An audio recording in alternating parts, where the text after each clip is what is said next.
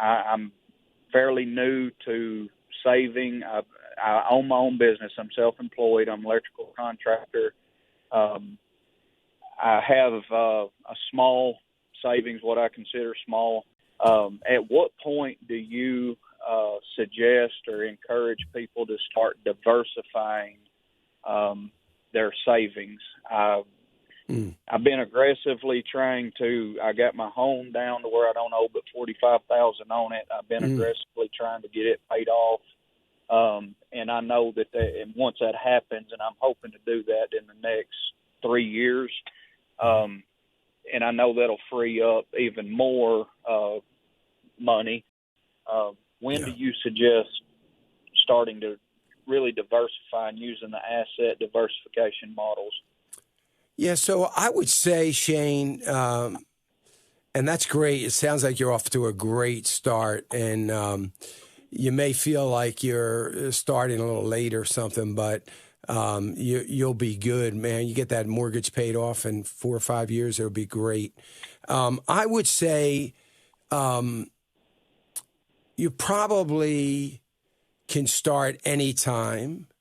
I would suggest that you start now because here's my thoughts. It really doesn't matter how much you have. So I always talk in percentage terms. Sure. Because I don't want people to think, oh, I don't have that kind of, because really that's what matters.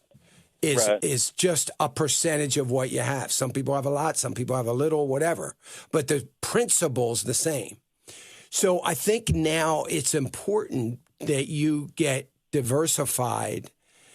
And it's okay to be in growth, but you got to make sure that you have, a number of different sectors. So for instance, I wouldn't want you to have all your money in electrical equipment. I'm just making it up because you're an electrical contractor.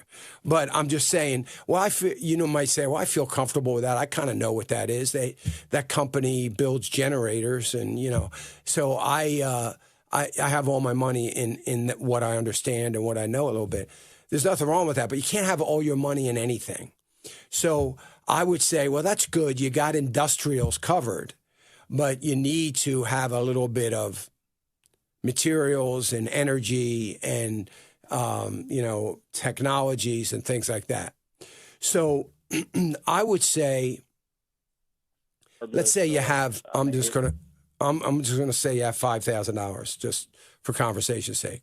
So let's say you have $5,000, put maybe $2,000 in, leave $2,000 in whatever sector it's in now, and then take the other $3,000 and put $1,000 in a stock in industrials and $1,000 in a stock in materials and $1,000 in a stock in energy.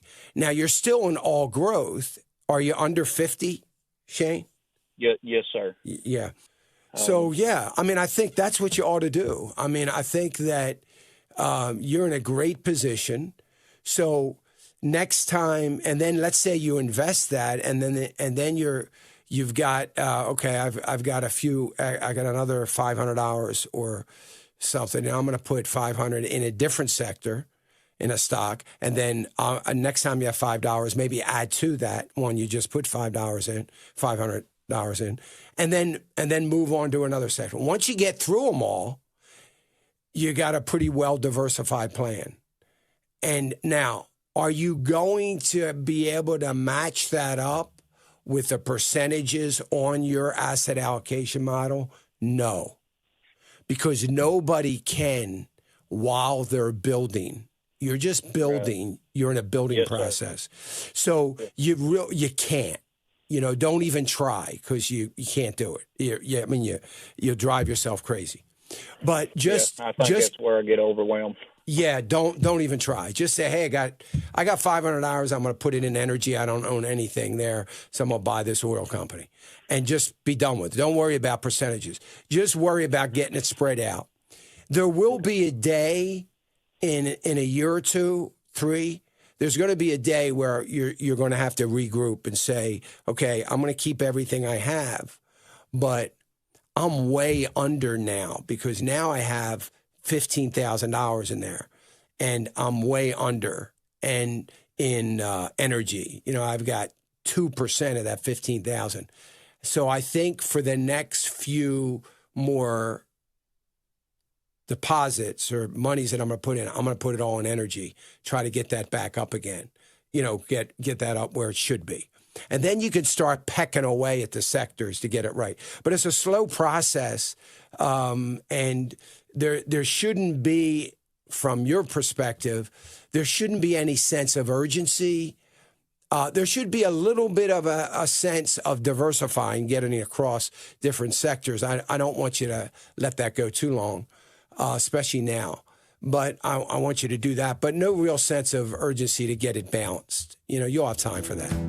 Hey, remember to click the subscribe button right here on the screen. And don't forget to hit the notification bell so you'll be notified when new content is added. And more importantly than anything, you don't want to miss all 3 live hours of Financial Issues every day from 9 to noon. And you can watch it on FISM.tv. That's FISM.tv.